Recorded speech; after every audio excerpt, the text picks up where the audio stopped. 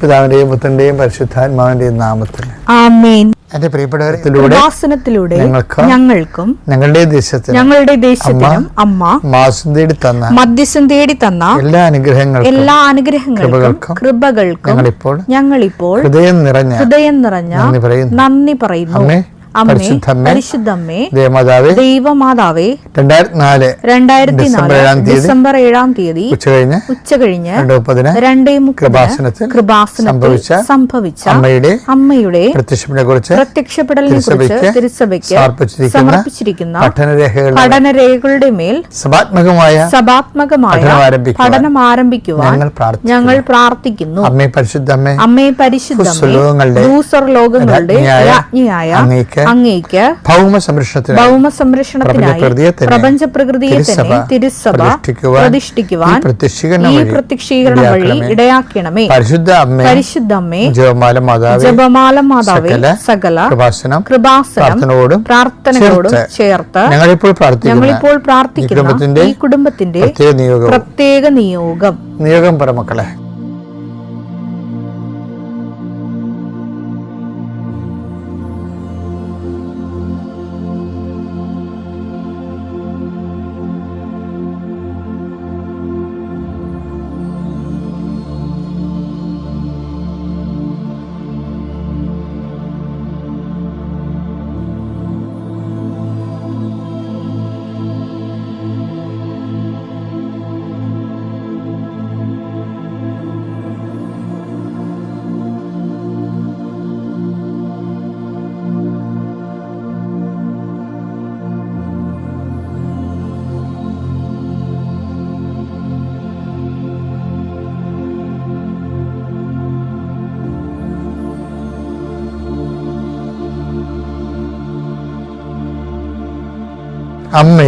അമ്മയുടെ പ്രത്യക്ഷീകരണത്തിന്റെ ഈ അനുഗ്രഹവേളയിൽ ഞങ്ങൾക്ക് സാധിച്ചു തരുവാൻ കനിയണമേ.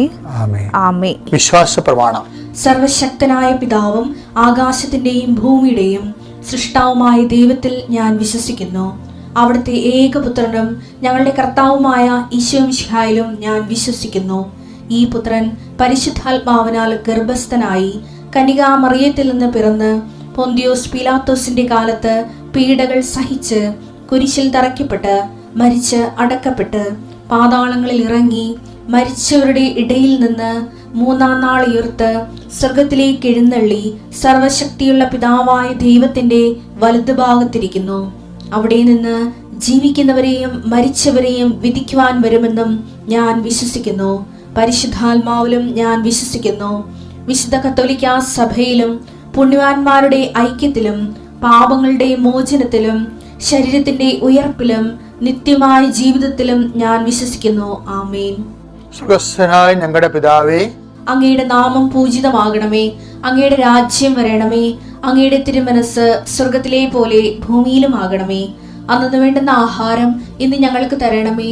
ഞങ്ങളോട് തെറ്റ് ചെയ്യുന്നവരോട് ഞങ്ങൾ ക്ഷമിക്കുന്നത് പോലെ ഞങ്ങളുടെ തെറ്റുകൾ ഞങ്ങളോടും ക്ഷമിക്കണമേ. ഞങ്ങളെ പ്രലോഭനത്തിൽ ഉൾപ്പെടുത്തരുതേ, തിന്മയിൽ ഞങ്ങൾ രക്ഷിക്കണമേ. ആമേൻ. നന്മ നിറഞ്ഞ മറിയമേ, സ്വസ്തി. കർത്താവ് അങ്ങയുടെ കൂടെ സ്ത്രീകളിൽ അങ്ങ് അനുഗ്രഹിക്കപ്പെട്ടവളാകുന്നു.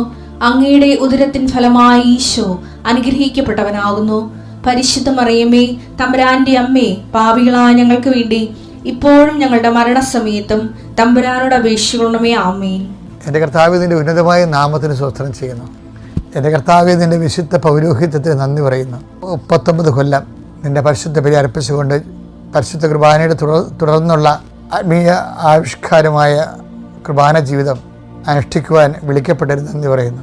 കർത്താവേ, അതിൻ്റെ ആസ്തിയിലും അതിൻ്റെ അടിത്തറയിലും അതിലാശ്രയിക്കുന്ന അങ്ങയുടെ അവകാശമോഹരിമാകുന്ന ജനങ്ങളോട് ഈ പ്രാർത്ഥനയുടെ ശക്തിയാൽ നിന്റെ തിരുമുറുവാർന്ന വലതുകരം അണിപ്പിടർന്ന അത്ഭുതകരം ഈ പ്രാർത്ഥന കൂടുന്ന ഓരോ മകൻ്റെയും മകളുടെയും മേൽ വെക്കണമെന്ന് പ്രാർത്ഥിക്കുന്നു. അടിപ്പിണർ പോലെ വൈദാഘാതം പോലെ ദൈവികമായ ശക്തി നിന്നിലേക്ക് ആവശ്യിക്കട്ടെ. മനസ്സ് തളർന്നു പോയവരുണ്ട്.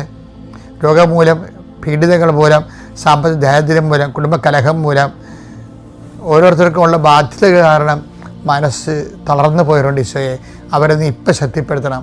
നിൻ്റെ തിരുമുറുപാടുന്ന വലതുകരത്താൽ ശക്തിപ്പെടുത്തണം. നിൻ്റെ ആണിപ്പെടുത്താറുന്ന അത്ഭുതകരത്താൽ ശക്തിപ്പെടുത്തണം. കർത്താവെ ഉള്ളം കാലം വരെ ദൈവികമായ ശക്തി ആത്മാവേ, പരിശുദ്ധാത്മാവേ, യേശു ക്രിസ്തുവിൽ ആഴമായി വിശ്വസിക്കുന്ന എല്ലാവർക്കും അവകാശമുഖര്യമായി പിതാവിൻ്റെ തിരുസഭയിൽ നിന്ന് വാഗ്ദാനമായ സമ്മാനമായ ദാനമായ പരിശുദ്ധാത്മാവിൽ ഇപ്പോൾ അങ്ങയുടെ മക്കളെ ശക്തിപ്പെടുത്തണമേ. ഇന്നത്തെ ദിവസത്തിനായി ശക്തിപ്പെടുത്തണമേ.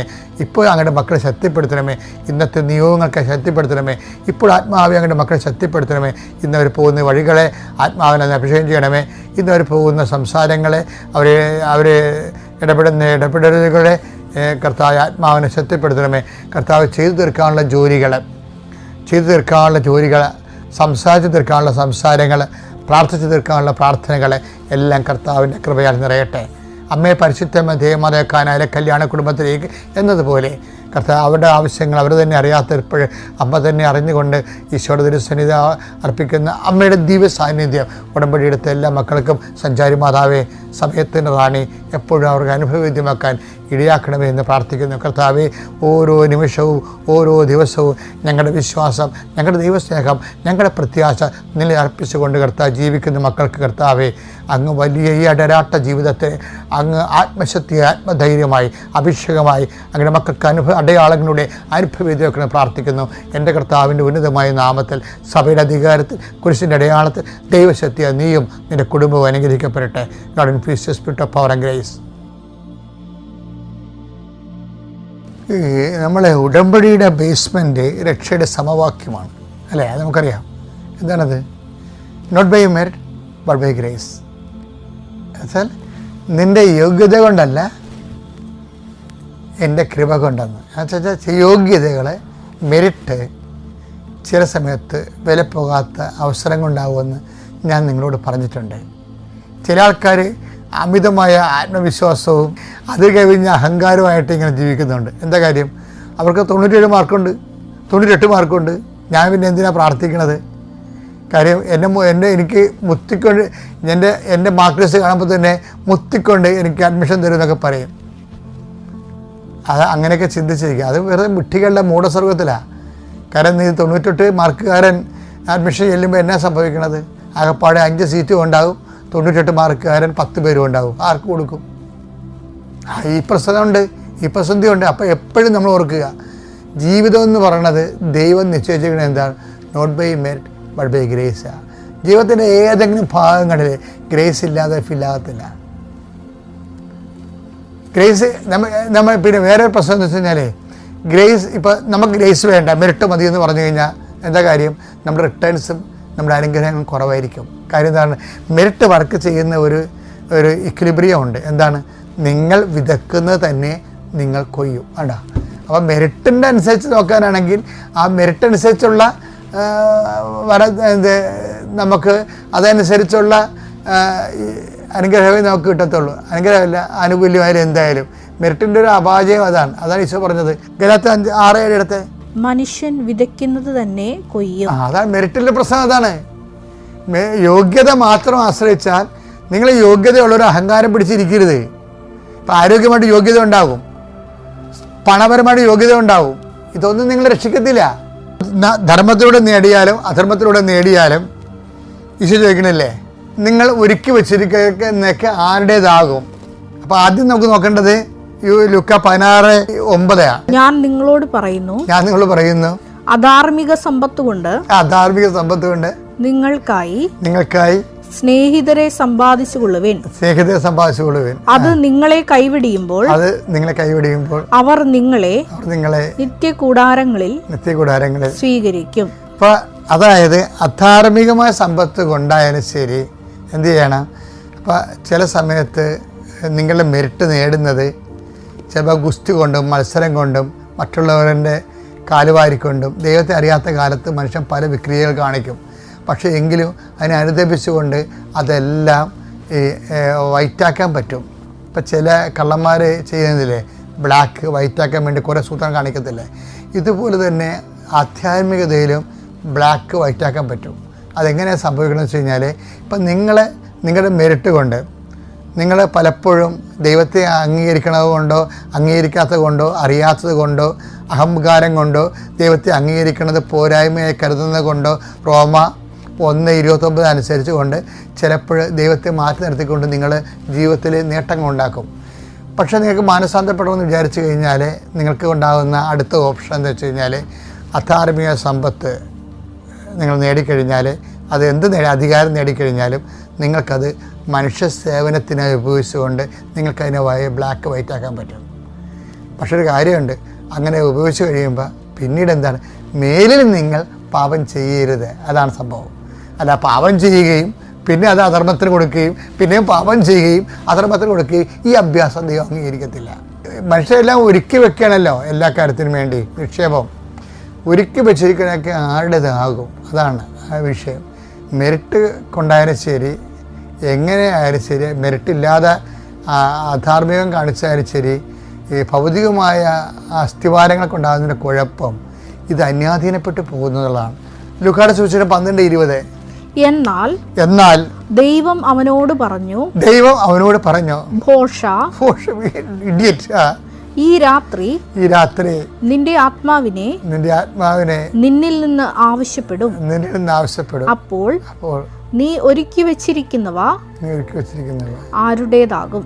ഇത് അനുദിനം ചോദിക്കേണ്ട ചോദ്യമാണ് കേട്ടോ. അനുദിനം ചോദിക്കേണ്ട ചോദ്യം, നീ ഒരുക്കി വെച്ചിരിക്കുന്ന ആരുടേതാകും? ഇത് ചോദിച്ചാൽ മാത്രം നമ്മൾ വിശുദ്ധരായി മാറും. എന്താണ്? പാപത്തിൻ്റെ അപകട മേഖലയിൽ നമ്മൾ ദൈവമേഖലയിലേക്ക് വരും. അതായത് വചനധ്യാനത്തിൻ്റെ സംഭവം, അതായത് ഒരുക്കി വെച്ചിരിക്കുന്നതൊക്കെ ആരുടേതാകും. ഈ മെറിറ്റിൻ്റെ കാര്യമാണ് നമ്മൾ പറഞ്ഞത് അല്ലേ. അപ്പോൾ എപ്പോഴും നമ്മൾ ശ്രദ്ധിക്കേണ്ട ഇതാണ്, മെറിറ്റ് ആശ്രയിച്ചാലും അത് നമ്മളെ ഒരിക്കലും അത് നിങ്ങളെ കൈവിടുമെന്ന് ഈശോ പറയണത്. നിത്യകൂടാരത്തിൽ പ്രവേശിക്കാൻ വേണ്ടി ഇത് സഹായകരമല്ല എന്നാണ് പറയണത്. പക്ഷേ അധാർമികമായ സമ്പത്തും അനീതിയോടെയുള്ള നിയമം വിട്ട് വളയമില്ലാത്ത ചാടി നമ്മൾ ആർജിക്കുന്ന എല്ലാ ആസ്തി ഭദ്രതകളും കുറച്ച് കഴിയുമ്പോൾ അന്യാധീനപ്പെട്ടു പോകും. അപ്പം അതുകൊണ്ട് നിത്യകൂടാരങ്ങൾ നിങ്ങളെ സ്വീകരിക്കേണ്ടതിന് അത് വിറ്റ് ദാനം ചെയ്യാൻ പറഞ്ഞ ഈശോ തന്നെയാണ് പറഞ്ഞത്, സ്നേഹിതന്മാർ സമ്പാദിക്കാൻ പറഞ്ഞത്. അപ്പോൾ എപ്പോഴും നമ്മൾ ശ്രദ്ധിക്കേണ്ട ഇതാണ്, നമ്മൾ പാപം ഉപേക്ഷിച്ച് അനീതി അഴിമതിയൊക്കെ ഉപേക്ഷിച്ച് കള്ളത്തരവും കള്ളത്രാസും ഒക്കെ ഉപേക്ഷിച്ച് നമുക്കങ്ങനെ കേവലമായിട്ട് ജീവിക്കാമെന്നല്ല. ബുദ്ധിപൂർവ്വം ദൈവത്തിൽ വിശ്വസിക്കുന്നവർ നിത്യതയിലാണ് വിശ്വസിക്കുന്നത്, അറിയാമല്ലോ. അപ്പോൾ അതിലേക്കുള്ള യാത്രയിൽ നമ്മൾ സഹായിക്കാൻ പറ്റിയ ഒരു ടിപ്സാണിത്. എന്താണ്? ബ്ലാക്ക് വൈറ്റാക്കാൻ കഴിയും. എങ്ങനെ?